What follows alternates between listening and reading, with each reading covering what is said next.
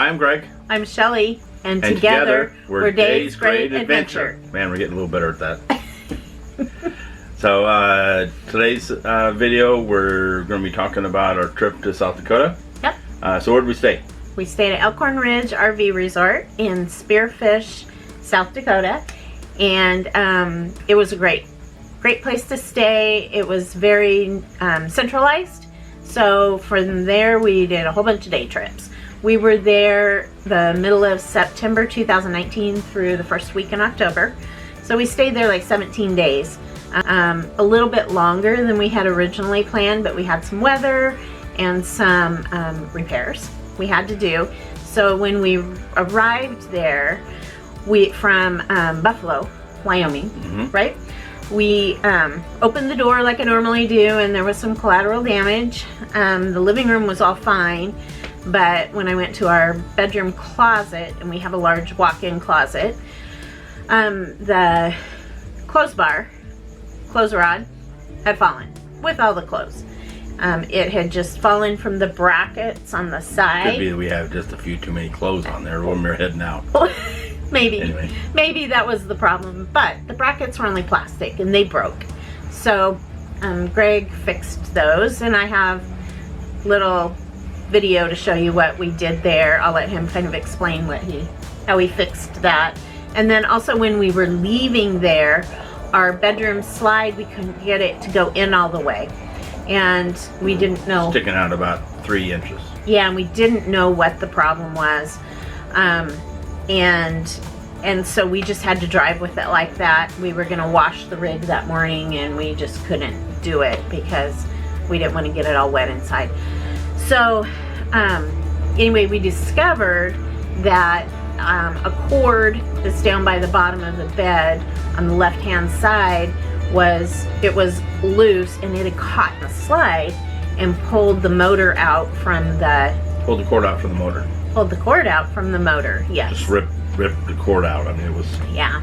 So as soon as we got here to this campground, we called the RV tech, a mobile tech, and we have wholesale warranties. We have a warranty on the RV. So they were really good to work with us, and so we were able to have a mobile tech come out and fix it instead of having to take it in and get it fixed. So he came out that day actually that we arrived there. And thunderstorms coming in, so we're kind of nervous. We need to get it either all the way in or all the way out. Right. And so he helped us work it to get it all the way out. Basically, we just had to lift the motor so it got off the gear track so he can work it all the way out. It took us an hour or two to get that thing out. They had to push it, pull it. But we got it. Yeah. And then we ordered parts, or I did, for him to do it, but ordered a new cord and some other parts. And then, while we were waiting for those parts to arrive, we got a hailstorm hit the trailer, so that broke the vents over the bathroom vents. Just shattered them. We had hail inside the trailer even. It was a golf ball size hail that hit us. So I contacted the RV tech guy, and he says, well, order some more vents and we'll put them in too. So we did all that, and it was all covered under the warranty. So it's pretty good, just our deductible. So that all went good.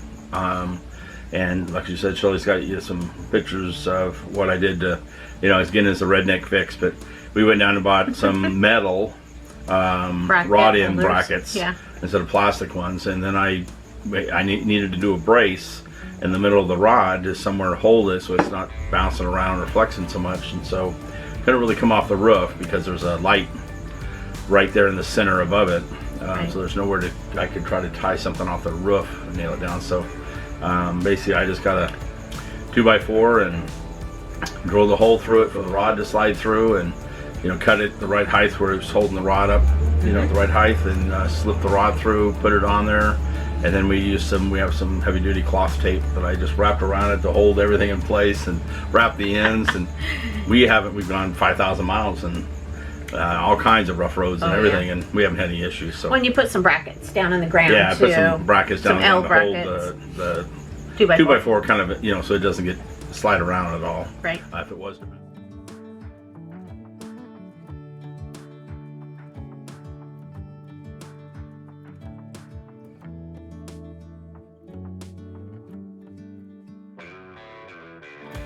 shows us our trip to Deadwood. And we were only, I don't know, 15 miles from there probably. Yeah, it was about 12 or 15 miles is all. Yeah, so we ended up driving through there quite a few times when we went to different places. But one afternoon we spent there, we walked around the town, and if you aren't familiar with Deadwood, it's just an old western town. And one of the things they do there, actually 2 or 3 times a day, and there's different places they do it, is reenactments of gunfights and stuff. So that's documented happenings, gunfights typically, that happened sometime in Deadwood's history. Yeah, yeah. So those are kind of fun. I videotaped one of them, but it didn't really, it's hard to follow it, so I didn't put it in. But then they have horse and carriage, and it's just a real fun town to go visit. We went to a restaurant, I can't remember the name of it. It's actually a casino. A casino, yes. That's one of the things that's changed over the years. I actually went back in 1976. Family, you know, when I was growing up, we took a tour through the U.S., all around through the United States, and one of the places we went to was here, Deadwood, and of course that's, I mean, it really was a ghost town then. It was the, you know, if you look at the history of it, where they say it was really, the economy was just really hurting and the town was just drying up. There was no casinos because they weren't legal then. That didn't happen until 1980, I guess. So that's when the casinos came in, and unfortunately now it's still a cool place to check out, and it's a must visit, you know, if you're in the area. It really is. But the old ghost town type atmosphere that it was, that I had as a kid growing up and loving that, you know, of course, you know, is gone. It's all touristy. All the shops are the touristy t-shirt shops, and there are all the bars and all the casinos.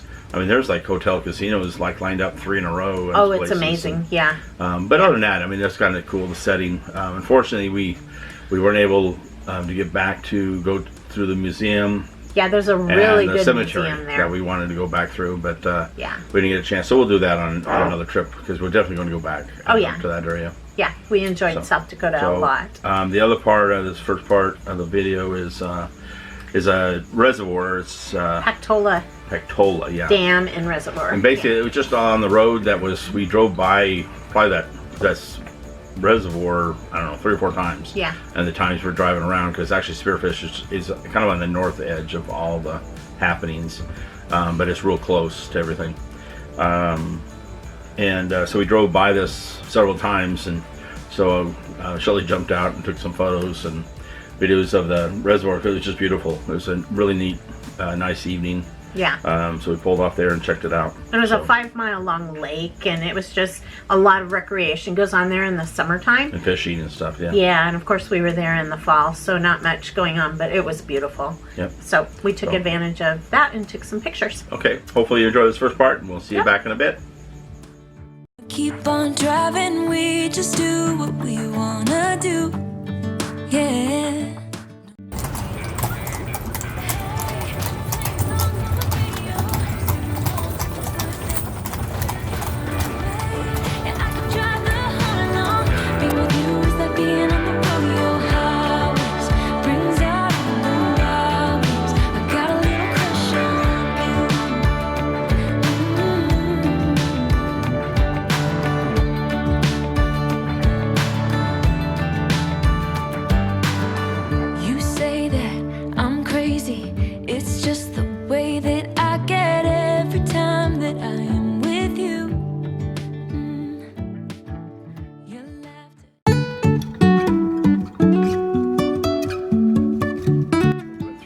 Badlands National Park, just an awesome area.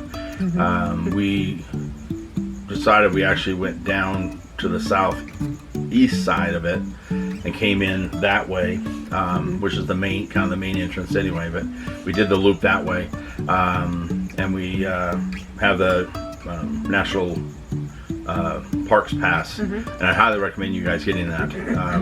We've paid for it probably already 2 or 3 times over. Yeah. I think it was $35 to get into, you know, per without rig. The pass. Without the pass, but the pass only costs, I think, it's $80 a year. $80 a year. So I mean, we've been to, we've definitely paid for it. So yeah. But anyway, so we went there, and there's a nice loop you can drive around, and then there's pullouts and places where people are, and typically you can find anytime there's animals or anything like that going on, you'll know that there are, because of the traffic will stop, like there is there and everywhere through that area. You'll catch on to that stuff. Right. But what do you think of all the landscape and all the different changes? Oh my goodness. You'll see in the video, if you've never been there, the diversity in it. I mean, there are jagged rocks, and what are those rocks made of? Are they quartz? No, it's just all sandstone Sandy. and sand and different stuff, but it was all prairie land, basically at one time. Yeah.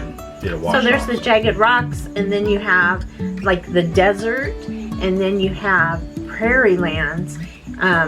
And it's just so diverse. It is 244,000 acres is the size of the national park. And of course, the loop we went through just barely touches any of it. But there is wildlife there. The only wildlife we saw were they weren't bighorn sheep, were they? No, they were a type of a, I'm not sure. Sheep I can't remember what they call them now, but they're a type of a sheep. Yeah, we saw those, and then we saw lots of prairie dogs. There are prairie dog villages, or whatever they call them. Maybe it's colonies. Colonies. I can't remember what they call them. But lots and lots of prairie dogs. They're really hard to get on video or even on pictures unless you walk out into the field. And some people do that. We didn't do that. But yeah, you're not really supposed to do that. No, you aren't supposed to. So anyway, we really enjoyed it. And like we said before, we'll definitely be back to the Badlands. And hopefully we'll see more wildlife. Because there are buffalo, there's coyotes, I can't remember everything it listed, but... Yeah, we did see some buffalo right on the other edge of it. So that. One thing through this area of South Dakota, we were there in the fall of 2019, and when we go back to visit sometime, I want to be able to go in late spring. Yeah, so it'll be different. So kind of see the two different sides of the weather. Try to avoid it in summer because it gets so packed, but but that's our goal to go, when we do go back to try to see it, the different blooms and all that stuff that's going to be happening. So hopefully you enjoy this part of the video.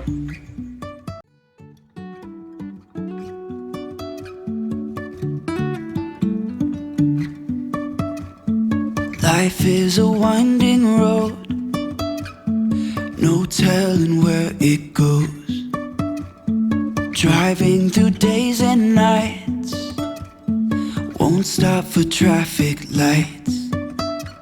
And I really wanna know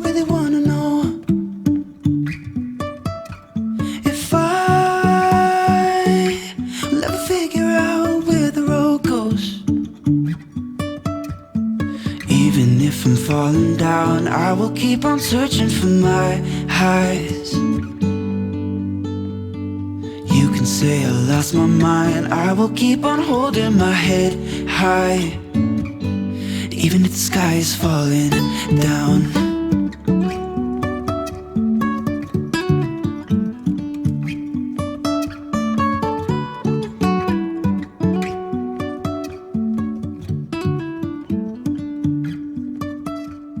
Jumping from cliffs so high, trusting our wings to fly.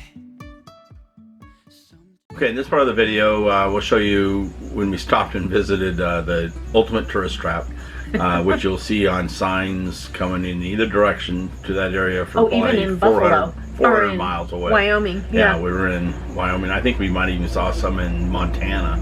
We're talking about, of course, it's Wall Drugs. Right. Where you can get the free ice water and stuff like that. They advertise. It's funny.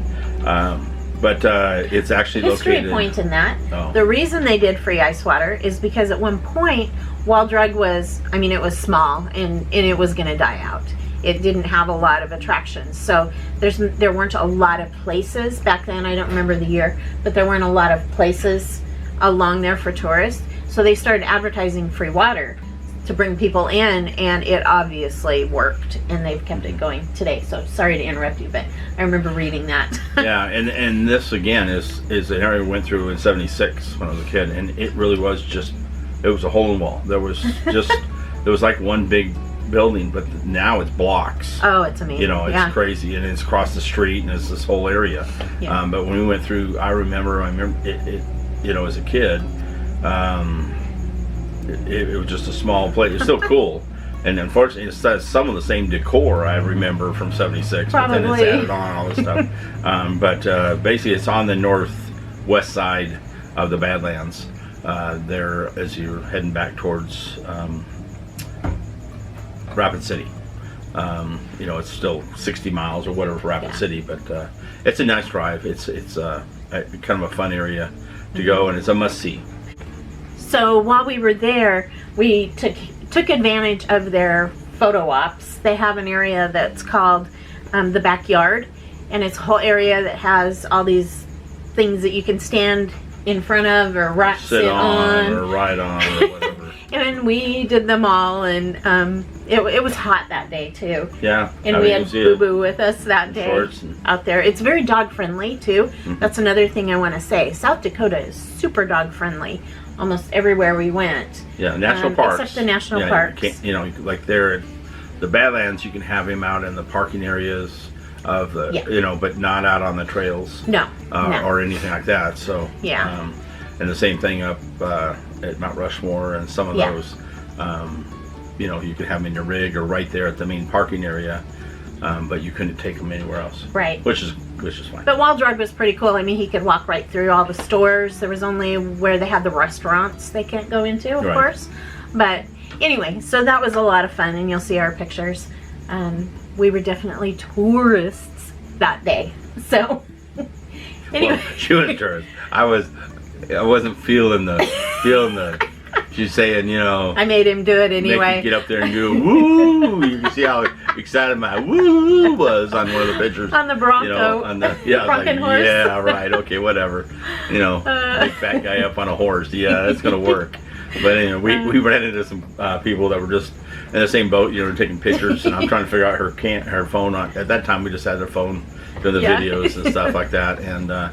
So I'm trying to figure out, I was trying to take the picture and wouldn't take the picture. And this lady in the background finally comes up and says, "You want me to do it?" And I start to say, "No, I got it." And then Shelley's saying, "Yeah, why don't you do it?" Do what you mind. But anyway, so she didn't have to get off the giant rabbit.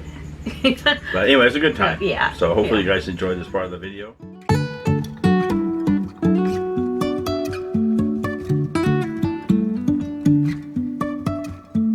Life is a winding road, no telling where it goes. Driving through days and nights, won't stop for traffic lights. Well, hope you enjoyed this video.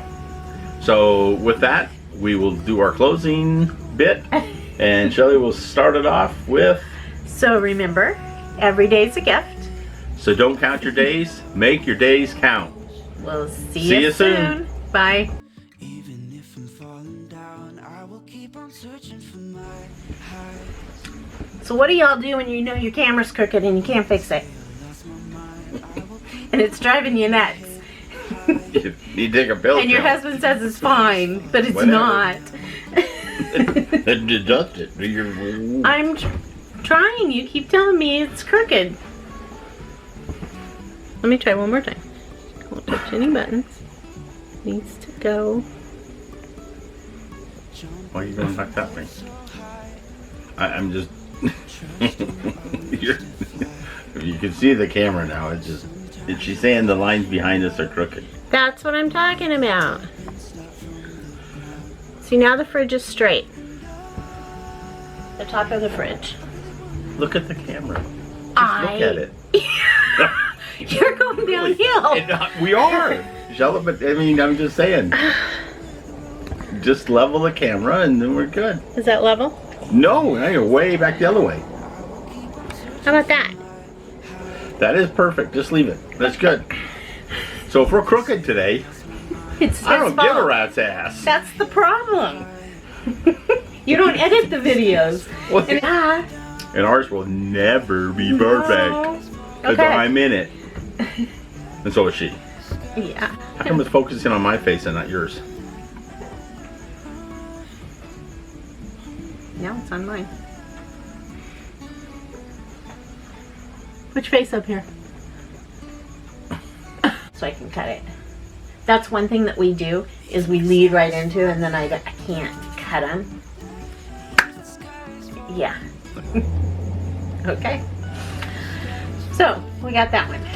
So I think we did them all. Yeah. Okay. Whew. I go pass out now. That's enough extrovert.